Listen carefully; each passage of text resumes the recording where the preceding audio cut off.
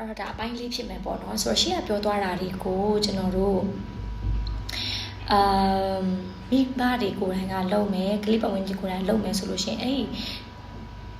လူတော်လူကောင်းတယောက်ဖြစ်ဖို့ဆိုတာလွယ်တာမှမဟုတ်တာเนาะအဲ့လိုမျိုးပြုစုပြောထောင်ဖို့အတွက်ဆိုရင်မိဘကိုယ်တိုင်ကစိတ်ရှိရမယ်ချစ်တရမယ်တည်ငြိမ်ရမယ်နောက်ပြီးတော့အချိန်လေးပေးရပါမယ်ရှင်ဒါကြောင့်မလို့ foundation ကာလာဒီအရင်အရေးကြီးပါတယ် foundation ကောင်းမှအပေါ်တက်သွားတဲ့အရာတွေကလည်းအမြဲတမ်းရရှိမှာပေါ့เนาะဒီတန်းခိုင်နေပြီးတော့ကောင်းမှာဖြစ်ပါတယ်ဒါကြောင့်မလို့မိဘတွေကိုကျွန်တော်ကတော့အကြံပေးချင်တာကကျွန်တော်တို့သားသမီးလေးတွေကိုလာမဲ့ကျွန်တော်တို့အနာကဘာကြီးကောင်းမအောင်လို့ပေါ့နော်စာတော်ဖို့ IQ ကောင်းဖို့တခုတည်းမဟုတ်ဘဲနဲ့ EQ ကောင်းဖို့ပေါ့နော်ကိုကလေးကိုဒီ mature ဖြစ်ဖို့ EQ ကောင်းဖို့ပေါ့နော်ဒါလည်းသင်ပေးရတယ်လို့နောက်ပြီးတော့ကျွန်တော်တို့ SQ social လည်းကောင်းဖို့လည်းသင်ပေးရမယ်နောက်ပြီးတော့ AQ ကတော့အရင်ကျွန်တော်အကြိုက်ဆုံးလဲတော့ဖြစ်တယ်ဘာဖြစ်လို့လဲဆိုတော့အရင်တော်တယ်အရင်ကောင်းတယ်ဒါပေမဲ့လောကဓာတ်ကိုမခံနိုင်ဘူးဆိုလို့ရှိရင်လည်း give up လုပ်သွားတယ်သူအများကြီးပဲဒါကြောင့်မို့လို့အောင်မြင်ကြော်ကြားနေပြီးတော့အရန်ချမ်းသာပြီးတော့အရန်ချောပြီးတော့ပေါ်တော့နာမည်ကြီးတဲ့သူတွေ suicide လုပ်ကြတယ်ဆိုတာအဲ့ AQ အရန်နဲလို့ပါ AQ နဲတဲ့အခါမှာသူတို့ဒီလောကဓာတ်က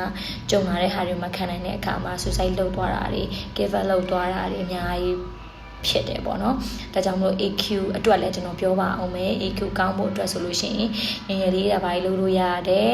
မိဘတွေကဘယ်လိုအမားတွေလုံးဘယ်လိုလေးတွေပေါ့နော်အမားဆိုတာထက်ဘယ်လိုလေးတွေအလွယ်လေးတွေဖြစ်နေတယ်ဆိုတာလေးတော့ကျွန်တော်ပြောချင်ပါတယ် for example တစ်ခုအနေနဲ့ကျွန်တော်ပြောချင်တာမပြောခင်ပေါ့နော်ဘာလဲတစ်ခုကျွန်တော်ပြောပြချင်တာကကျွန်တော်ကလေးမိဘတွေကျွန်တော်အများအားပြောတယ်အမားတို့ဘလောက်ချမ်းသာဘလောက်ပတ်စံရှိကိုကလေးတွေကိုအမြဲတမ်းလိုတရဆိုတာမျိုးကတော့မိဘတွေကဖြစ်ပေးစေချင်တာမှန်တယ်ဆိုပေမဲ့အဲ့လိုကြီးကအဆင်မပြေဘူးဥမာသူတို့ဆိုလို့ရှိရင်အเจ้าမှာကျွန်တော်တို့ကနေပြီးတော့အယုတ်ကိုတယောက်စီပေးရထားပါတော့နေရုပ်လိုချင်တယ်မဟုတ်လားနေရုပ်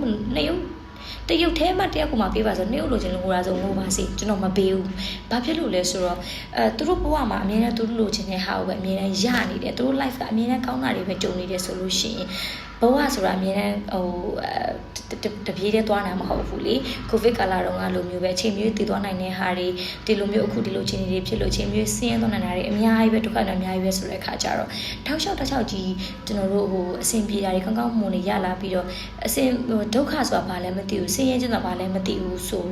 ရင်သူတကယ်ကြုံလာတဲ့အခါမှာအဲ့ဒါတွေမခံနိုင်ဘူးဆိုရင်အဲ့ကလေးဒီလုံးဝ give up ပေးသွားတာပေါ့ဒါကြောင့်မို့လို့အောင်မြင်ပြောတာလေခင်ဗျားဆင်းရဲဘူးလားဆိုတဲ့စကားတိတ်မှန်တာအဲ့စကားလေဆင်းရဲဘူးမှပဲဆင်းရဲတဲ့သူရဲ့ဒုက္ခကိုခံစားရတာမျိုးဆိုတာထက်ကိုမစင်းရဲလဲငါတို့ဒီဟာလေးတွေကတော့ကြုံနိုင်ဘလို့ရှိနိုင်တယ်ဘာလဲဆိုတော့လည်းသိတဲ့တယ်လို့တော့ကျွန်တော်ကတော့ထင်ပါတယ်ဘာဖြစ်ဆိုတော့အခုနေတိုက်ကြီးနဲ့အကြီးနေပြီးတော့နောက်နေ့ကျတော့လုံသမားဖြစ်သွားတဲ့ဟာတွေတပုံကြီးအများကြီးဖြစ်နေရလေအခုနေမှုရကောင်းမှာအဲ့ဒီနောက်နေ့မှာမြက်တော်ထဲမှာကျွန်တော်တို့ဖြတ်ခင်းအိတ်ရတဲ့အခြေအနေလည်းအများကြီးပဲဒါကကျွန်တော်ပြောချင်တာတခြားတတ်เนาะအခြေအနေပြောင်းသွားခြင်းတွေကိုပြောတာเนาะအိတ်နေရလို့နှိမ့်ကြတာဘာကြောင့်ကျွန်တော်ပြောချင်တာမဟုတ်ဘူးเนาะအခြေအနေပြောင်းသွားနိုင်တယ်ဆိုတာကိုပြောတာဒုက္ခတွေခံပြီးအိတ်နေတဲ့သူတွေလည်းကျေးဇူးအများကြီးတင်ပါတယ်လို့ဟုတ်